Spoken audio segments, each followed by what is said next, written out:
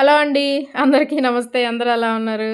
ఈరోజు సపోటా పిందెలు చూడండి. నేను నా లాస్ట్ వీడియోలో పెట్టాను కదా! అయ్యో! ఈ విషయం ముందే తెలిస్తే ఎన్ని కాయలు కోసుకునేదాన్నని. నిజంగానేనండి.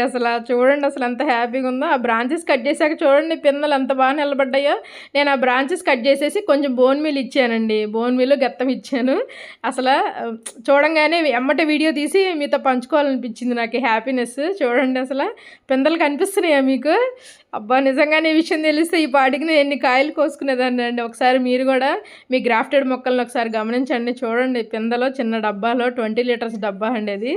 ఎంత హ్యాపీగా ఉందండి ఇవాళ. చాలా హ్యాపీగా ఉంది.